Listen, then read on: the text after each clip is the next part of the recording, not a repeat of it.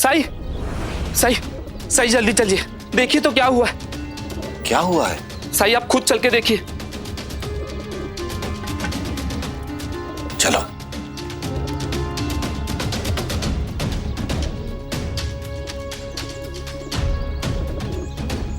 पानी का स्तर इतना नीचे कैसे चला गया? बिल्कुल ना के बराबर है। हमारा ध्यान ही नहीं गया इस बात पर।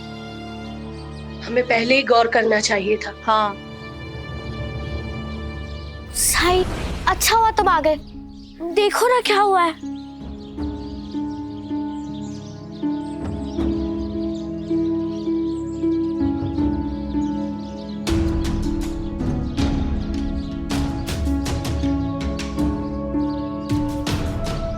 ये कब हुआ? साईं, कुछ दिनों से हम गौर कर रहे थे कि पानी का स्तर रोज थोड़ा थोड़ा करके नीचे जा रहा है, लेकिन बहुत ज्यादा कम नहीं हो रहा था। इसीलिए हमने इस विषय को बहुत गंभीरता से नहीं लिया।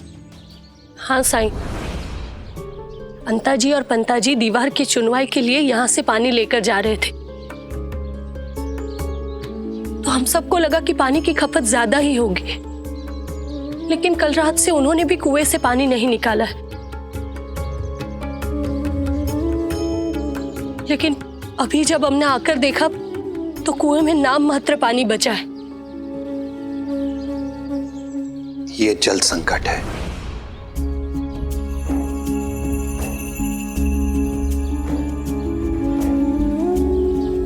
और जैसे आज तक हर संकट में, हर बुरी परिस्थिति में हमने एक दूसरे का साथ दिया है, एक दूसरे के कंधे से कंधा मिलाया है, वैसे ही हमें एक दूसरे का साथ इस बार भी देना होगा।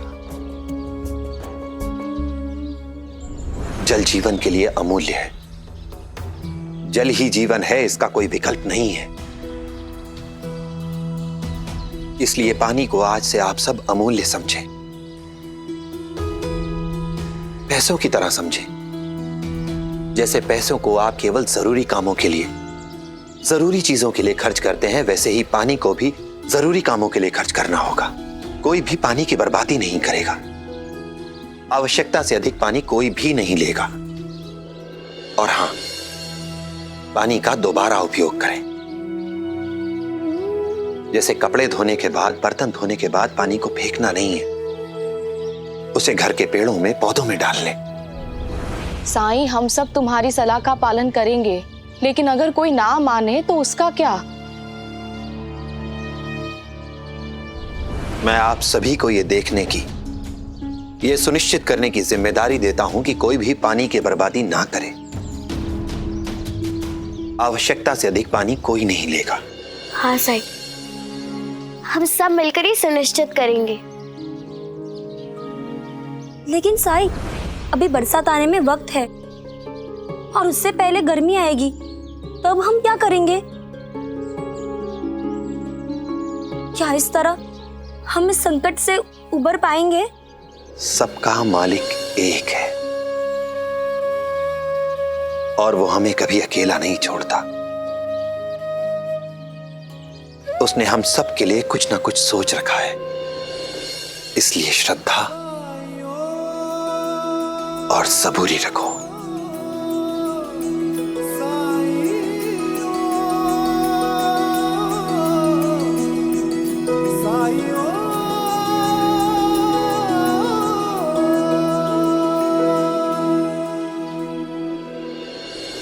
चाचा, वैसे इसमें लिखा क्या है? पढ़ना लिखना किसे आता है, लेकिन इसे कहीं देखा हुआ लग रहा है, मगर कहाँ देखा है? हाँ, मुझे भी ऐसा लग रहा है।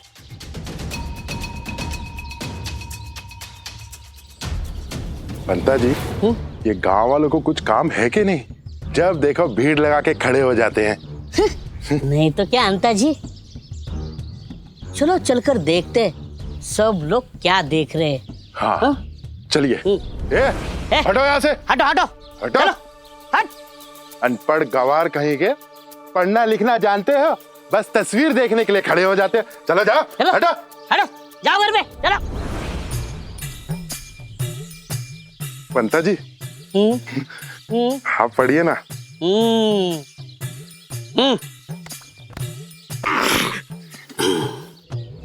अपराधी की तलाश। यह व्यक्ति एक कुख्यात अपराधी है। हाँ? इसके खिलाफ राजद्रोह का अपराध दर्ज है। हाँ?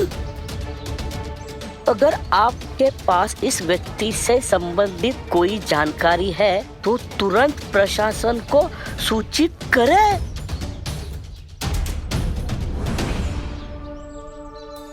पंता जी, ये वही है ना जो अप्पा पाटिल के घर पे रुका है?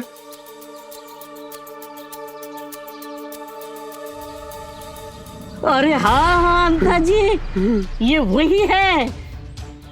मैं सोच रहा हूँ अगर इसे पुलिस के हवाले कर दे सरकार बहुत खुश हो जाएंगे। हो सकता है झोले वाले गलती के लिए हमें सरकार माफ कर दे, है ना?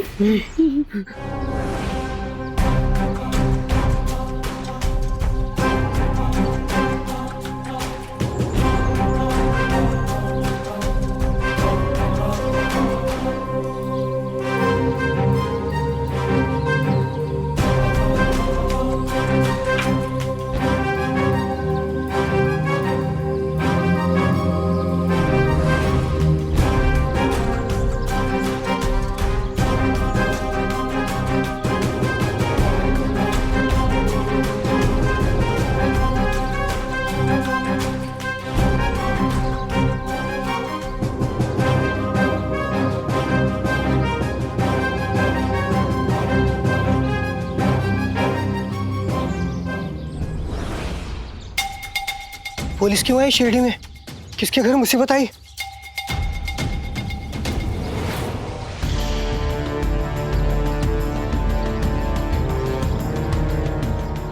पाटिल जी का घर यही है क्या? जी, मैं ही पाटिल हूँ। बताइए। दत्तात्रेय कहाँ है? दत्तात्रेय? क्यों, क्या हुआ? बुलाओ उसे।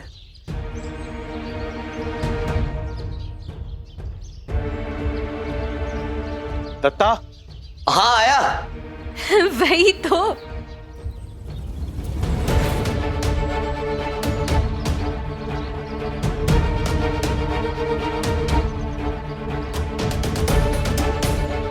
यहाँ आओ।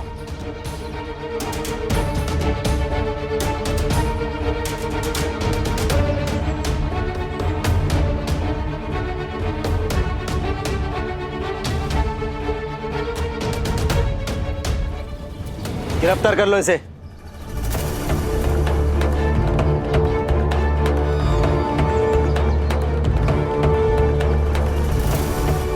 गिरफ्तार? आप इन्हें गिरफ्तार क्यों कर रहे हैं? इनका अपराध क्या है? नालायक, क्या किया तूने? बाबा मैंने कुछ नहीं किया। मेरी तो खुद समझ नहीं आ रहा ये लोग मुझे क्यों गिरफ्तार करने आए। मेरा यकीन कीजिए, मैं सच कह रहा हूँ। आप ये तो बताइए इसका गुनाह क्या है? बहुत संगीन आरोप है इस पर, बगावत का।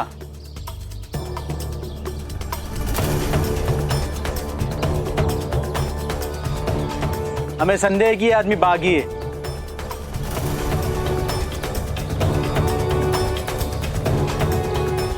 राजद्रोही है, अंग्रेज हुकूमत के खिलाफ साजिश रच रही है। ये झूठ है, मैं बागी नहीं हूं, ना मैं कोई साजिश कर रहा हूं। मैंने कुछ नहीं किया है। तुम्हारे खिलाफ गवाह है हमारे पास। उसी ने तुम्हारी सूचना दी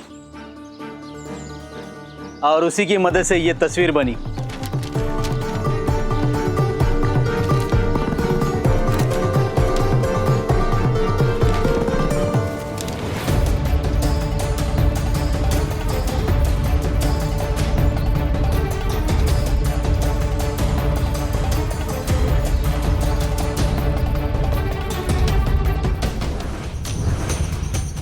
तुम्हें क्या लगा तुम बच निकलोगे? तुम्हारी ये तस्वीर शिरडी के समेत आसपास के सभी गांवों में लगा दी है। अब तक तो गांव वालों ने तुम्हारे चेहरे को अच्छी तरह से अपने दिलो दिमाग में बिठा लिया होगा।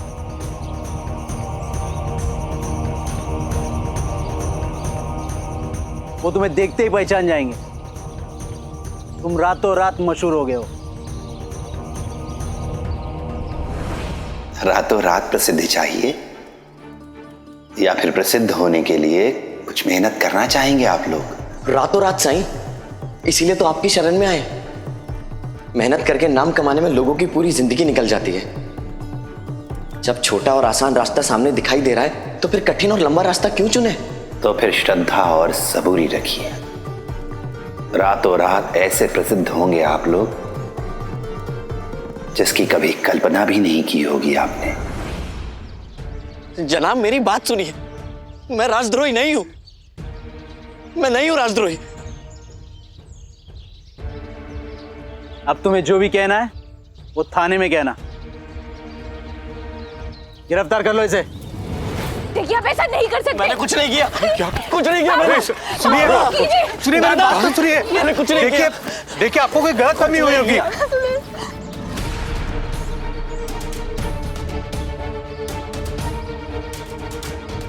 ये वही तस्वीर वाला आदमी है ना, राजद्रोही? नहीं, मैं राजद्रोही नहीं हूं। चल। नहीं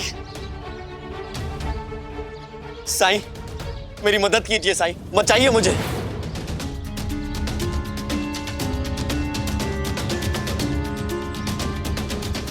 ले चलो इसे।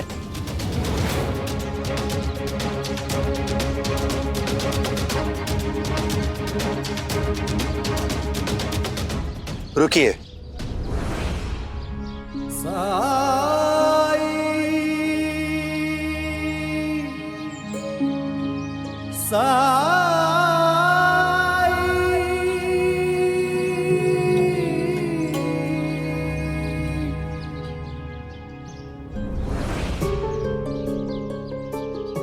क्या मैं आपसे एक सवाल पूछ सकता हूँ? जल्दी पूछो, हमारे पास सबके सवालों का जवाब देने का वक्त नहीं है। आप ये यकीन से कैसे कह सकते हैं कि जिस इंसान को आपने गिरफ्तार किया है वो राजद्रोही है?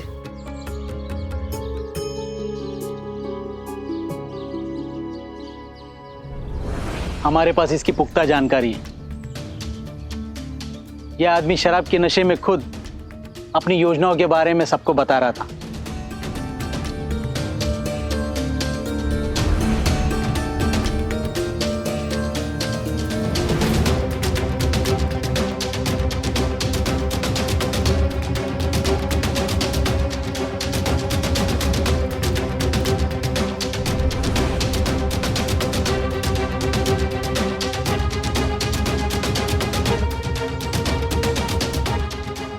कि वो अंग्रेजों को समंदर के पार उनके देश में फेंक देगा, खून की नदियां बहा देगा।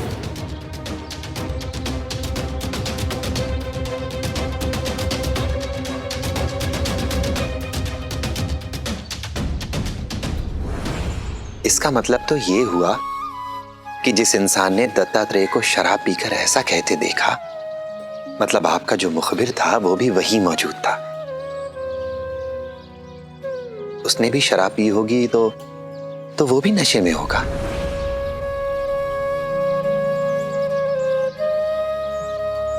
अब आप खुद ही बताइए, क्या आप किसी ऐसे इंसान की गवाही पर किसी को गिरफ्तार कर लेंगे जो कि खुद नशे में हो?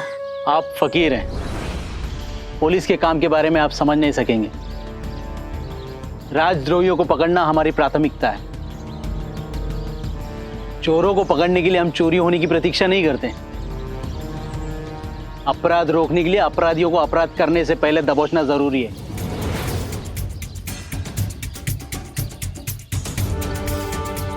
और ये कोई साधारण राजद्रोही नहीं है, इसके पास सोने के सिक्के थे, उसी से ये शराब पी रहा था।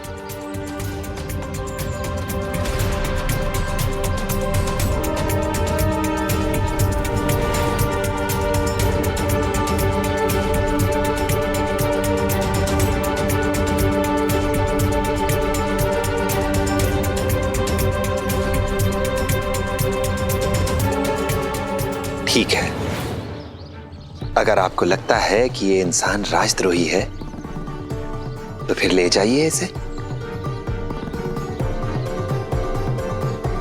ले चलो इसे।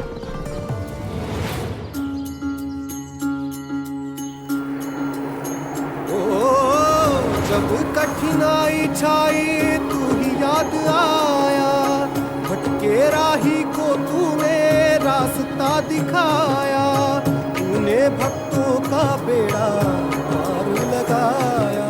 तेरी महिमा मेरे साईं कौन जान पाया। ओम साई ओम साई ओम साई ओम साई ओम साई ओम साई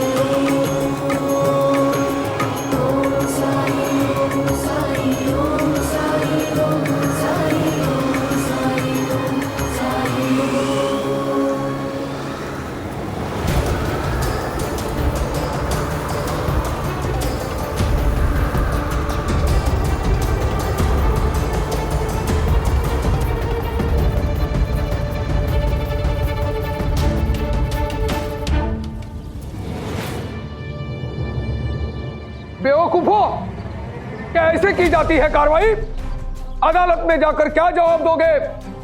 क्या जवाब दोगे कि नशे में एक आदमी चिल्ला रहा था और उसे सुनने वाला आदमी वो भी नशे में था, और उस नशेड़ी की बात सुनकर तुम लोगों ने 5 गांवों में उसकी तस्वीरें लगा दी और सुबह होते ही अभियुक्त को गिरफ्तार भी कर लिया।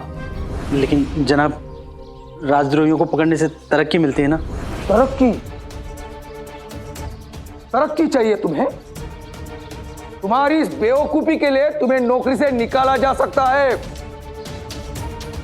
थोड़ी सी तो जानकारी एकत्र कर लेते कि तुम किसे उठाकर लाए हो। कौन है वो, जानते हो?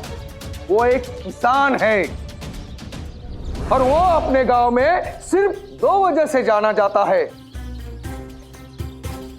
एक, अपने भैया और भाभी के साथ झगड़ा करना, और दूसरा, अपने बीवी को लेकर गांव में टहलना। तीसरा, उसे कुछ नहीं आता। ये बनेगा राजद्रोही? मैं अपने थाने में तुम जैसे मूर्खों को नहीं रख सकता।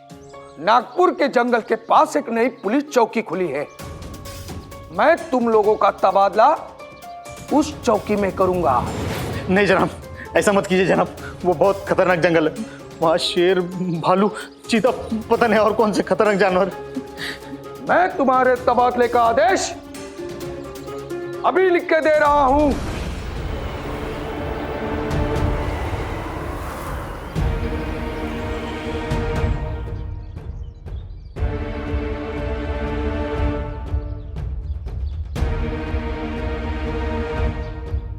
काम क्या करते हो? किसान हूं मैं। यहाँ क्या कर रहे हो? गांव में घर की मरम्मत चल रही है, इसलिए आत्या के यहाँ शिरडी में आया हूं। वरना मैं आज तक अपना गांव छोड़कर कहीं भी नहीं गया।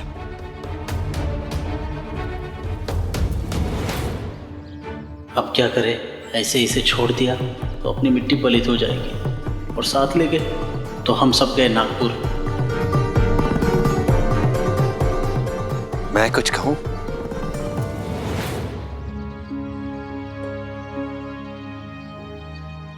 यहां आइए।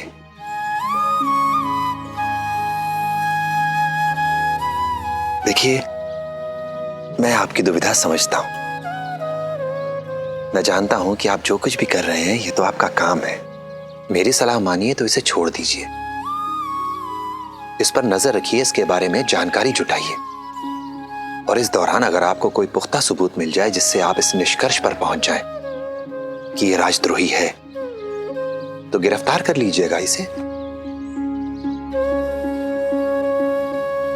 ले जाइएगा अपने साथ, क्योंकि इसी में सबकी भलाई है।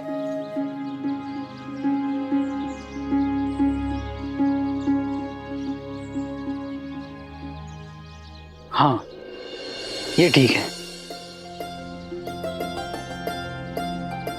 देखो दत्तात्रेय, अभी हम तुम्हें छोड़ रहे हैं।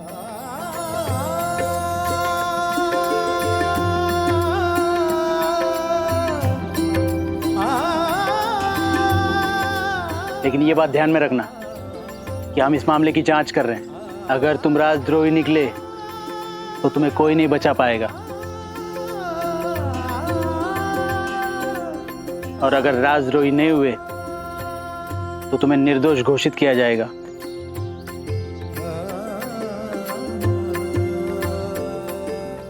छोड़ दो इसे।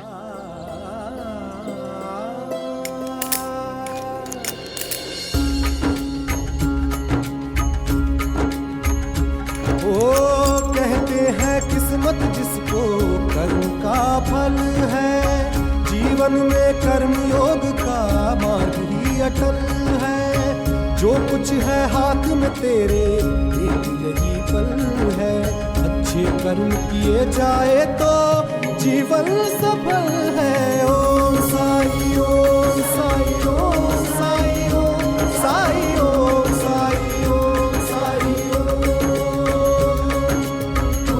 साई ओम साई ओम साई ओम साई ओम साई ओम साई ओम।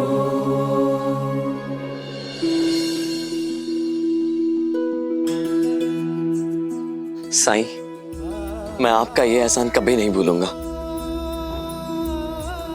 अगर याद रखते तो मेरी बताई हुई बात से कुछ सीख लेते। तुम्हारे भाई तुम्हारी भाभी के साथ जो हुआ उससे कुछ सबक लेते तुम।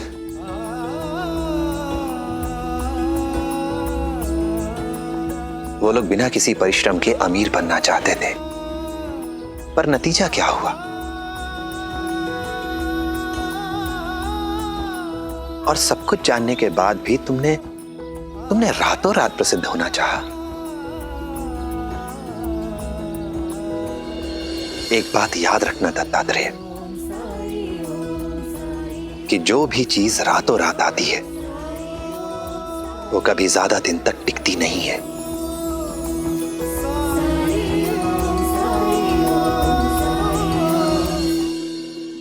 साईं, मैं आपका ये एहसान कभी नहीं भूलूंगा। अगर याद रखते तो मेरी बताई हुई बात से कुछ सीख लेते।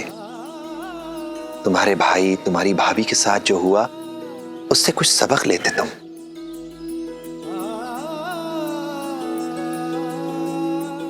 वो लोग बिना किसी परिश्रम के अमीर बनना चाहते थे, पर नतीजा क्या हुआ?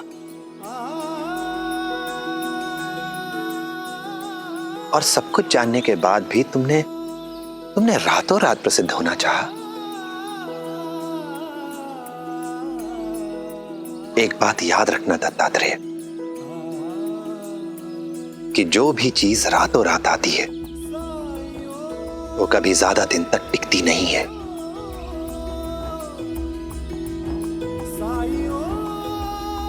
साईं,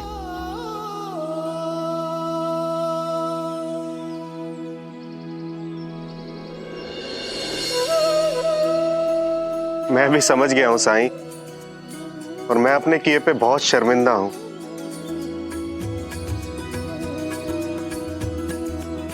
साईं, मैं भी बहुत शर्मिंदा हूं, कृपया मुझे भी माफ कर दीजिए।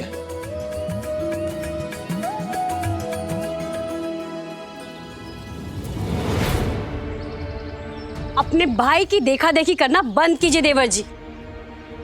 अगर आप सच में शर्मिंदा है ना तो थोड़ी माफी मुझसे और अपने दादा से मांग लीजिए।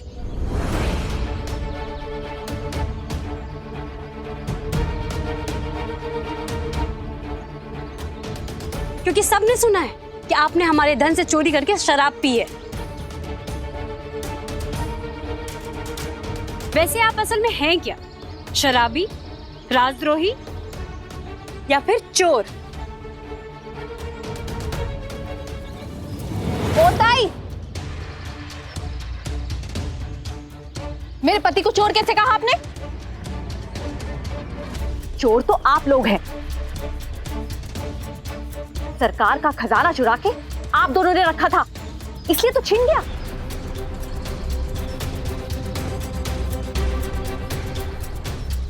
रेणुका, मैं तुमसे बड़ी हूं, जुबान मत लड़ा, नहीं तो तेरा खाना पीना और ये घूमना है ना सब बंद करा दूंगी।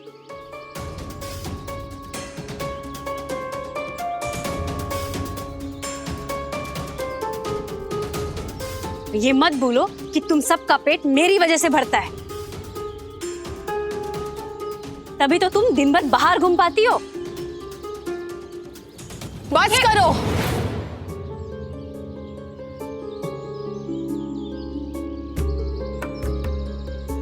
तुम दोनों सबके सामने तमाशा क्यों कर रही हो? हाँ, शांत नहीं रह सकती? ओताई, ज्यादा बड़बड़ मत कीजिए, जब देखो कुछ ना कुछ बोलती रहती है। बस घर में आराम से बैठकर रोटी बनाती हो आप। कभी पानी से भरे भारी भरकम मटके उठा के कुएं से घर तक लाना पड़े ना, तो दिन में तारे नजर आएंगे।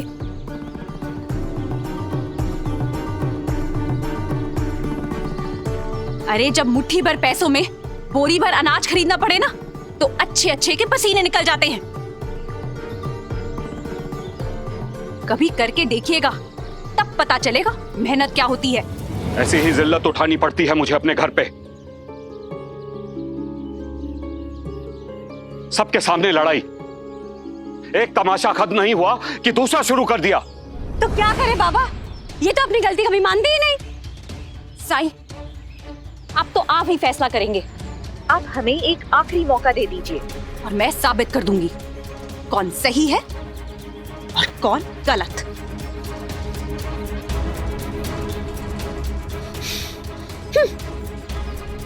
हाँ साईं, मैं भी ये हमेशा के लिए साबित कर देना चाहती हूँ कि मैं कितनी होशियार और मेहनती बहू हूँ, और ये रेणुका किसी काबिल नहीं।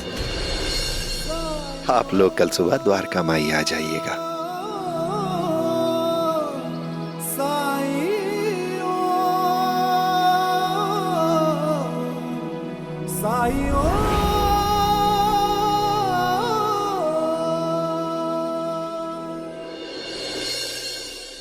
साईं, आपके कहे अनुसार हम यहाँ आ गए हैं। अब तो आपको ही निर्णय लेना होगा कि हम में से बेहतर कौन है।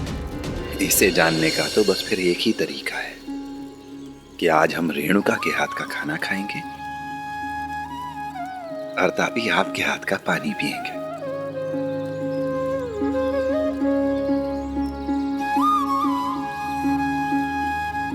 रेणुका, आज किराने का काम, घर की रसोई का काम, ये सब आप करेंगी। सबके लिए खाना आप पकाएंगी और तापी आप घर के सभी कामों के लिए कुएं से पानी आप लाएंगी। जब आप लोगों के काम हो जाएं, तो हम सब यहीं द्वारका माई में दोपहर में मिलेंगे। और हाँ, बायजा मां से कह देना कि वो यहीं आ जाएं। आज हम सब मिलकर खाना द्वारका माई में ही खाएंगे। अरे वाह, ये काम तो बहुत आसान है। इस काम में तो मैं और रेणुका ही जीतेंगे। तुम भी फिक्र मत करो तापी, मेरे होते हुए तुम कभी नहीं हार सकती। नहीं, इस काम में आप दोनों पतियों की कोई भी भूमिका नहीं होगी।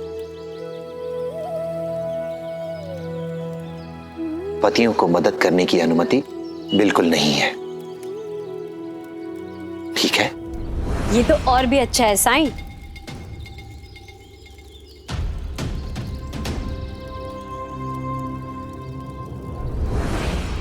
अब आएगा मजा। आज कुछ ऐसा लजीजदार बनाऊंगी कि लोग उंगलियां चाटते रह जाएंगे। एक तो इसकी घूमने की आदत और दूसरा इसका मच्छर जैसा शरीर। घंटों लगा देती है पानी भरने में। 1 घंटे में मैं पूरे दिन का पानी लेके आऊंगी और तब सबको समझ में आएगा कि रेणुका कितनी बड़ी कामचोर है। अब आप लोग अपना काम शुरू कर सकते हैं। जी साईं। जी साईं। राम जी भला करें।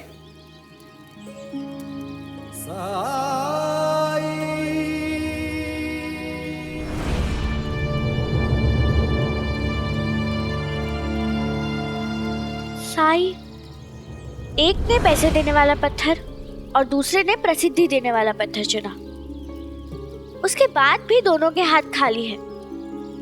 मुझे तो ये समझ में नहीं आता कि तुम उन्हें तीसरा पत्थर क्यों नहीं दे देते। अभी तक इनके परिवार में प्रेम आ गया होता, सब हंसी खुशी से रह रहे होते। लक्ष्मी, प्रेम कोई पत्थर नहीं बल्कि वो तो मणि है। वो मणि जो हम सब के अंदर होती है, हम सब के पास। बस हम ही उस मणि को चमकाना छोड़ देते हैं। भूल जाते हैं कि हमें हर दिन, हर पल उस मणि को चमकाने का प्रयास करना है। तभी वो मणि हमारे संबंधों को अपने प्रकाश से रोशन करती रहेगी। और सबसे विचित्र बात क्या है जानती है? सबसे विचित्र बात यह है कि इसमें कोई हमारी मदद नहीं कर सकता। ना ही ये मणि हम किसी को तोहफे में दे सकते हैं और ना ही उपहार में। कुछ समझी?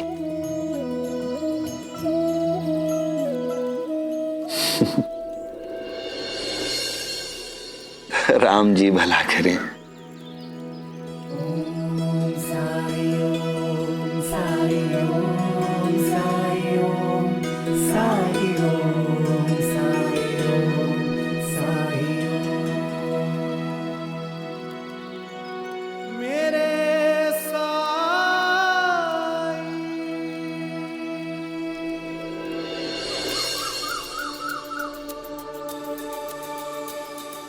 ये तो बिल्कुल गोल नहीं है।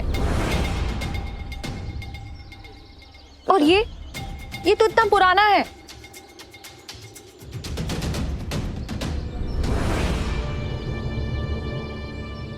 माफ करना भाई।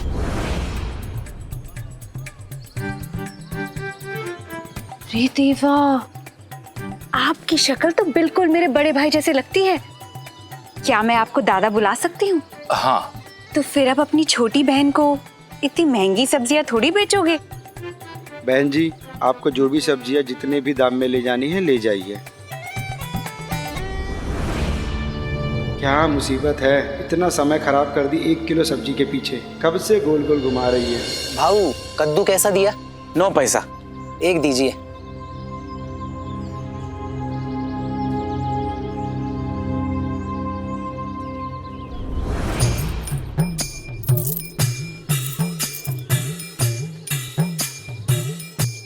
अरे टमाटर।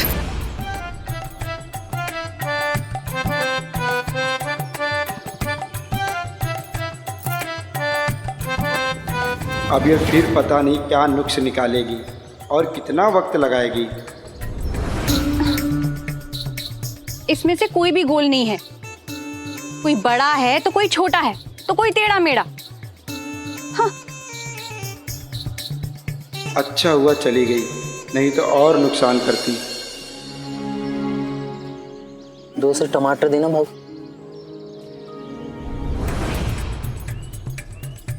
कैसे दिया? 9 पैसे। 9 पैसे? 6 पैसे से ज्यादा का नहीं है। अरे नहीं नहीं बहन जी, मेरी तो उतनी खरीदी भी नहीं है। रहने दीजिए भैया जी, हर दुकानदार यही कहता है। अब जब तक आप मुझे छूट नहीं देंगे मैं यहाँ से जाने वाली नहीं हूँ। अच्छा ठीक है, 8 पैसा दे दीजिए और ले जाइए।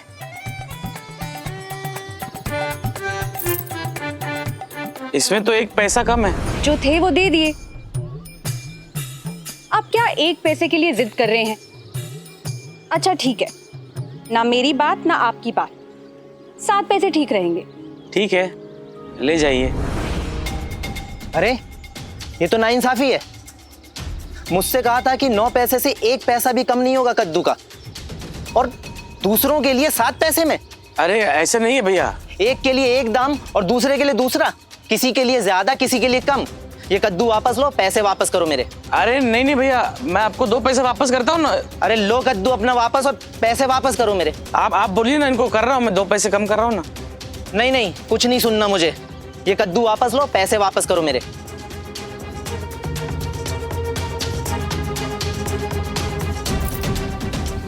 देखिए बहन जी, आपकी वजह से मेरा ग्राहक चला गया। मुझे आपको कोई सब्जी नहीं बेचनी। ये अपने पैसे रखो, मेरा कद्दू वापस दो। अरे ऐसे कैसे? आप बेचा हुआ सामान वापस ले लेते हैं? जैसे दिया था वैसे ले लिया। वो देखिए, मेरा ग्राहक नाराज होकर दूसरे दुकान पे सब्जी खरीद रहा है, और ये सिर्फ आपके कारण है। हाँ हाँ ठीक है, तुम ही यहाँ अकेले नहीं बैठे हो, मैं कहीं और से ले लूंगी। अरे भाऊ, ये कद्दू कैसे दिया? बहन जी आप तो रहने ही दीजिए, पहले ही मेरा आधा घंटा खराब कर चुकी हैं आप। अरे आप, मैं आपके साथ अपना समय नहीं खोटी करना चाहता हूँ। मुझे माफ कीजिए बहन जी, मैं आपको कुछ नहीं बेच सकता। अब सुनिए तो सही आप। वैसे भी तो आप मेरी सब्जियों को इतना खराब कह रही थी। आलू टेढ़े हैं, टमाटर गोल नहीं हैं। मुझे माफ करिए, मुझे आपको कुछ नहीं बेचना है। आप कहीं और से ले लीजिए, जाइए।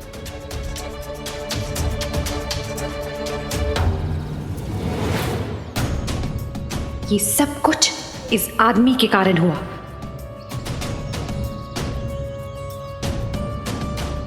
आपकी समस्या क्या है? आप समझते क्या है अपने आप को? मैं समझा नहीं, क्या बात हो गई? मैंने मोल भाव करके कद्दू खरीदा था। आपको क्या मिर्ची लगी? हाँ, लेने से पहले सोचना चाहिए था ना। मोल भाव करना चाहिए था। करना चाहिए था कि नहीं? करवा दिया ना मेरा नुकसान। बड़े आए पर्ची लेके खरीदारी करने वाले। पर्ची लेके आने से बड़े खरीदार नहीं बनते, समझे? अरे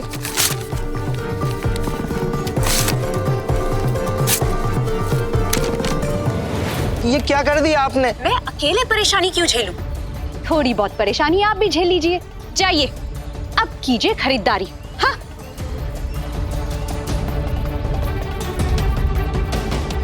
अब मैं क्या करूं?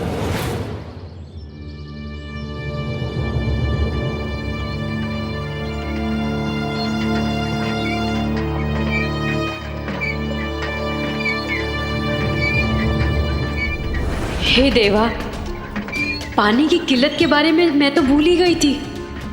सब तो सुबह से ही आके कतार में लगे हैं। पता नहीं मेरी बारी कब आएगी।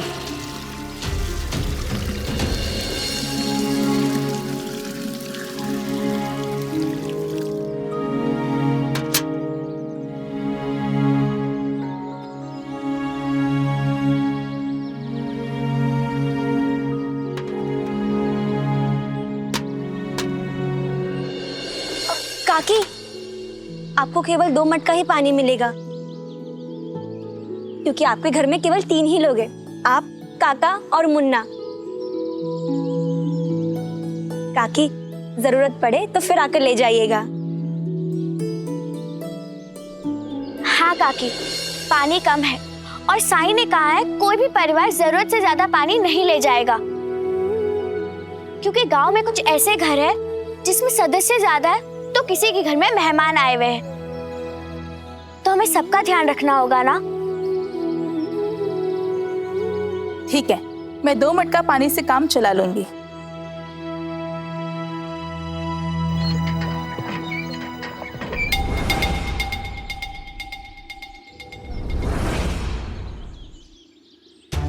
लेकिन मेरे घर में तो 2 मटके से काम नहीं चलने वाला। मुझे तो कम से कम 4 चक्कर लगाने होंगे, ऊपर से ये धूप।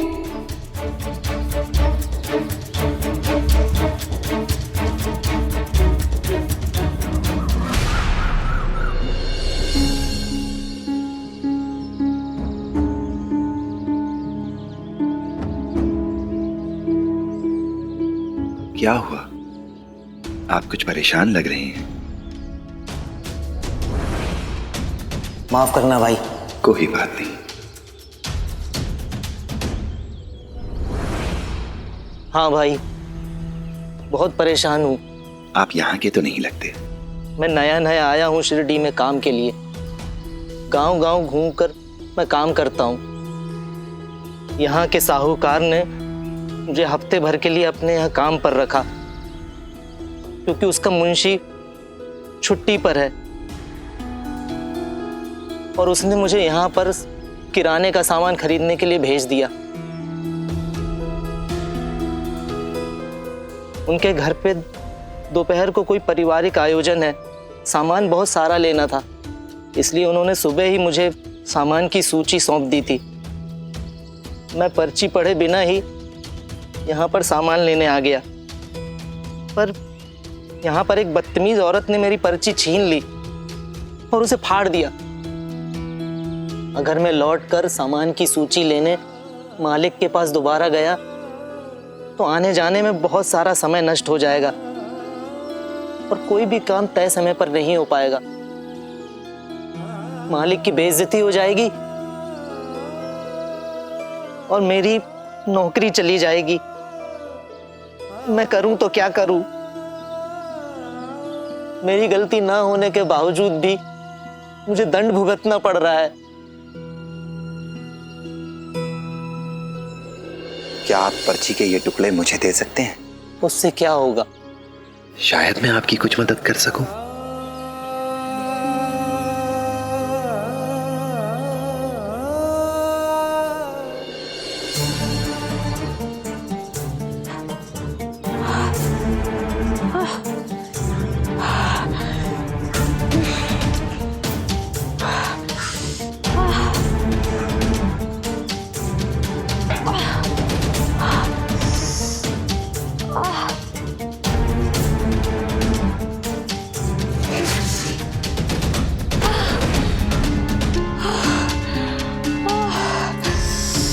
कितने भारी है ये मटके। हे देवा, और जल्दबाजी में मेरी चप्पल भी टूट गई, ऊपर से ये कंकड़ वाले रास्ते और ये तेज धूप। लगता है सूरज देव आज रेणुका की तरफ है, नहीं तो और दिन कहाँ इतनी चिलचिलाती धूप होती है।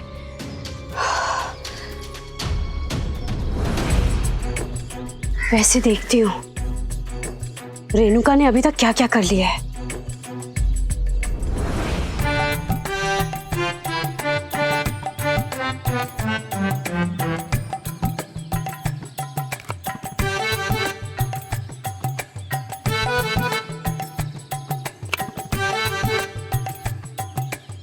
मैं कह रही हूँ भाईजा, आज हमें भूखा ही रहना पड़ेगा। बीरबल की खिचड़ी इससे खाने से पहले बन जाए। आई चल तापी, अगर तुझे ये जंग जीतनी है तो चल के थोड़ा पानी और लेके आ जा। दीजिए दीजिए।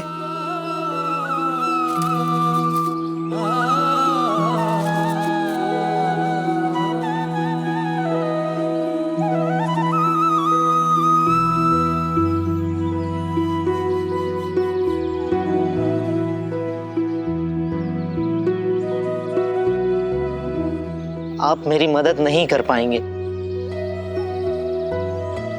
उस औरत ने इस पर्ची के इतने टुकड़े किए हैं, अब इसका कुछ नहीं हो सकता। अब तो इन्हें जोड़ना भी नामुमकिन है।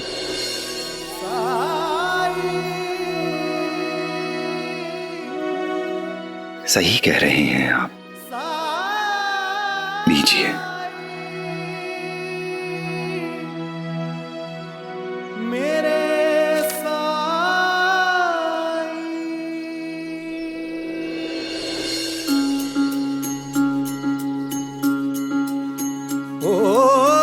जब कठिनाई छाई तू ही याद आया, भटके राही को तूने रास्ता दिखाया, तूने भक्तों का बेड़ा पार लगाया। तेरी महिमा मेरे साईं कौन जान पाया। ओम साई ओम साई ओम साई ओम साई ओम साई ओम साई ओम। ये पर्ची तो बिल्कुल पहले जैसी हो गई। ये कैसे हुआ?